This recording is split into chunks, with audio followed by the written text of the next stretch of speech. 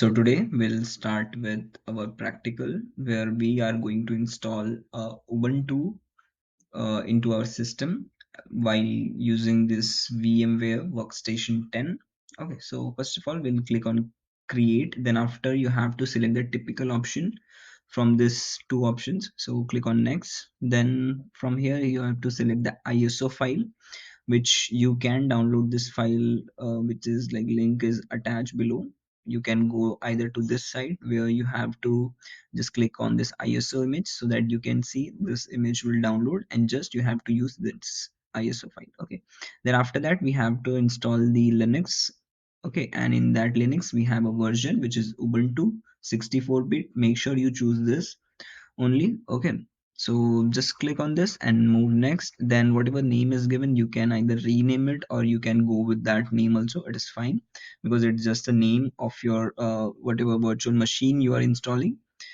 Okay, so just name it and click on next. Then after that you have to give the maximum disk size. Okay, so make sure you give between like 50 GB to uh, 60 GB. Okay, so that it can have the like more number of spaces into the disk. Okay, so now you can preview whatever things you had done. Just click on finish. Okay, so once you are done with this, like you had created a Ubuntu, okay, into your VMware. Now what you have to do, like you have to make a checks, and you have to power it on. Okay, so that your virtual machine will start. Before that, what you can do, like into the hard disk, like into the device section, you can see. So you have to go to this hardware section. Okay, like virtual machine settings.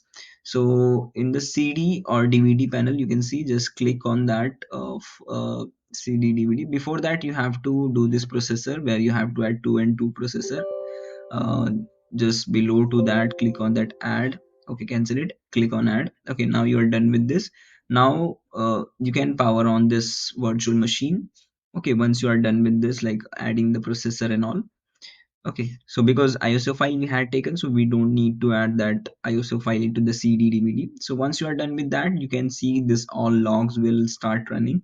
Okay, if you know, if like in your case some errors are caught in, then what you have to do, like you have to do the settings which is in like by typing the Windows key, you have to go to the features and enable the hypervisors there.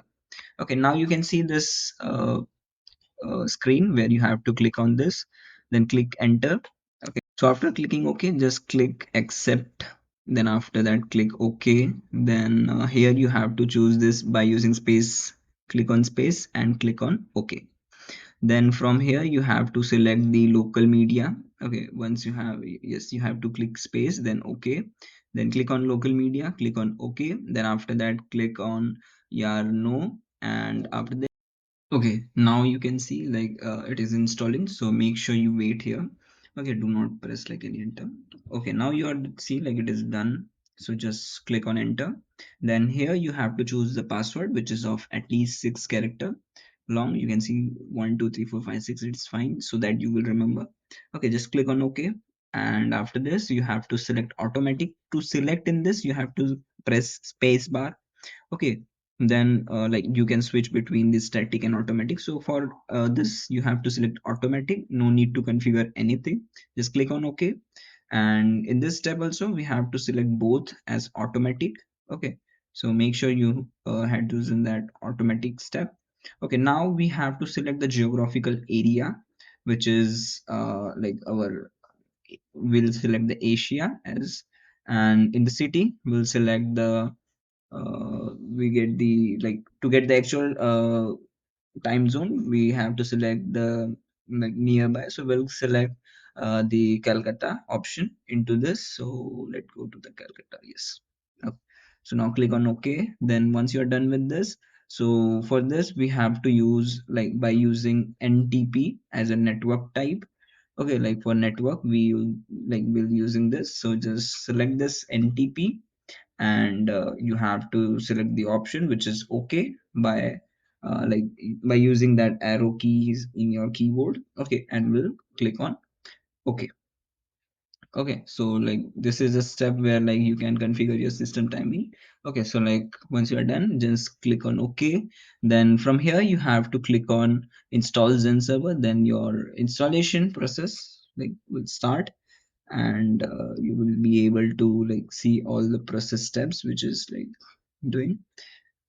And yes, once it is done, then like you will be able to see the particular UI of Xen server, where like by following the next steps you can complete the your installation. So like let's wait for this and we'll finish this.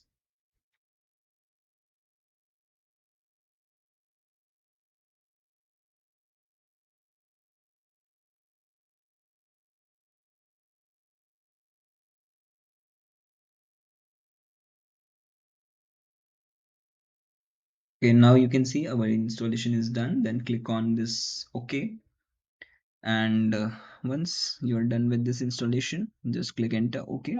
Then after that, you will see this all logs, which means like your system is running quite smoothly. So just wait for this. Okay, once the log is completed, then all, all done. Okay, here also it will take a few steps and a few times to complete this. Okay, so make sure you wait for this also to complete. Okay, so like once this will done, like this progress bar is done, then you are good to go with that installation.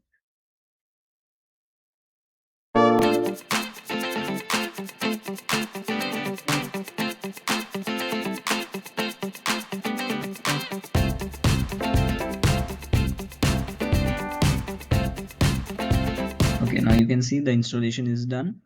Okay, so once you are done with this installation, so you have to just click on this OK.